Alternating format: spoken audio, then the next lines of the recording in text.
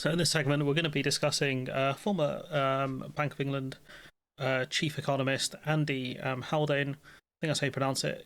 Discussing kind of the economic situation with the UK, as the Bank of England put out a statement earlier in the month regarding it. And I've noticed he's been on ITV a lot more.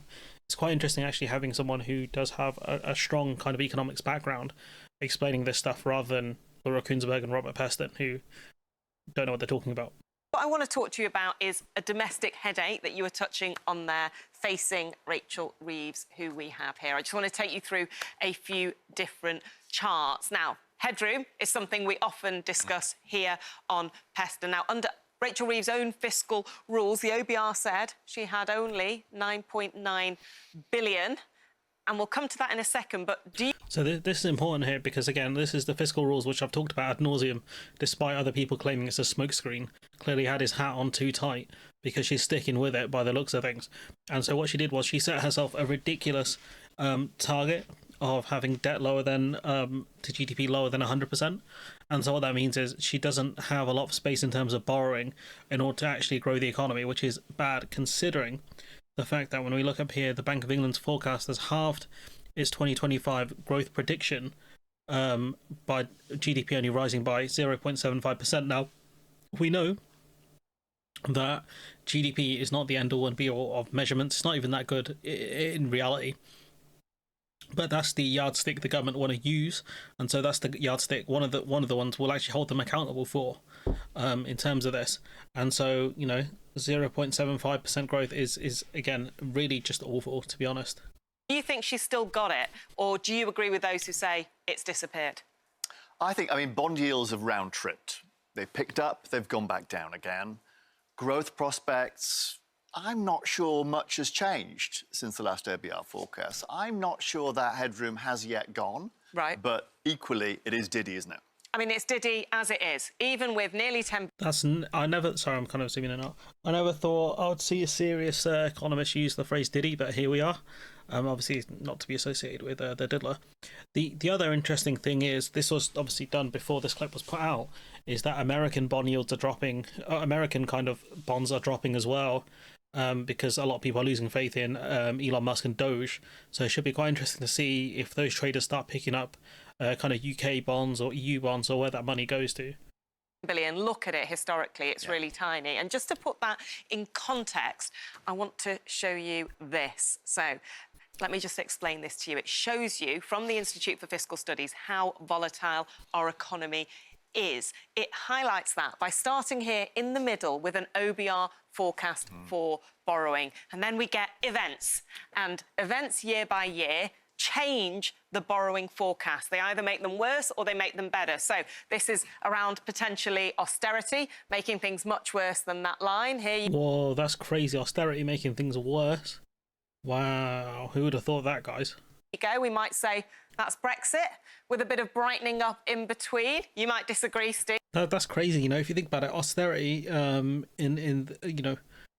this sense was actually worse than Brexit.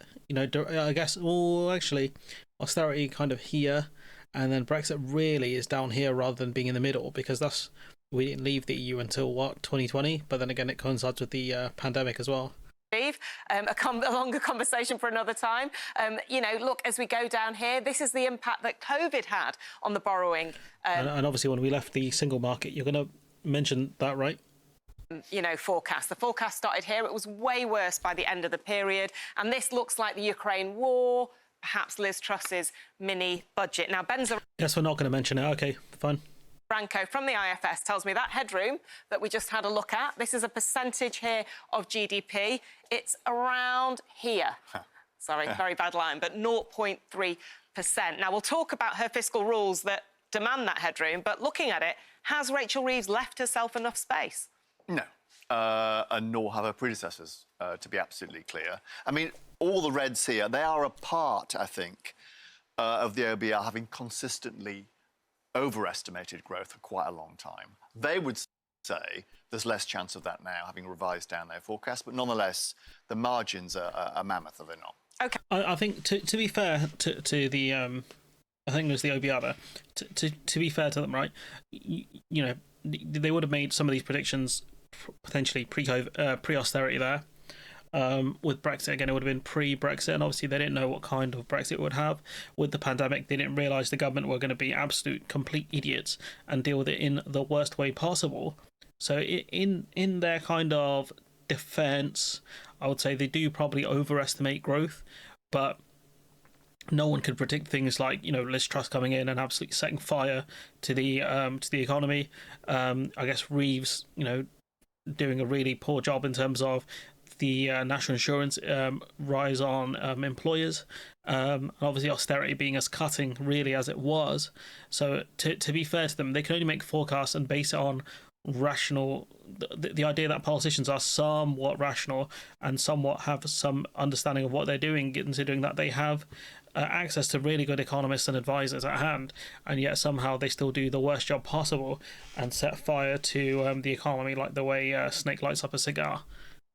Okay, and we talk about growth. We might be waiting a while for it. Robert thinks we might not be here when Heathrow actually happens, if Heathrow happens. I mean, dead. We'll be dead. It's never going to happen. He thinks it's never going to happen. So as we're waiting for the growth, there are a number of options left to Rachel Reeves. These two are not very nice. She can cut spending, she can raise taxes, or she could chuck the fiscal rules in the bin and increase borrowing. I wonder. Please, I beg, do option 3. I beg, like, honestly, like, I will do a video saying that Rachel Reeves is the best chancellor we've had since Gordon Brown, which will probably be true anyways, considering how bad the chances we've had are. But please, I beg, please just get rid of the stupid rules. I wonder, Andy, what would you do? Well, given where the economy is, that fragility, I think the first two will be making a bad situation worse now. Right. My goat, fam. Get this man on TV every week, fam. My goat right here. I think there'll be a lot of reluctance to change the rules again. But you would do that? I wouldn't. I would build more margin in, actually, than is the case right now. We've got a hair trigger on our fiscal rules right now. Build in some margin. How do you do that?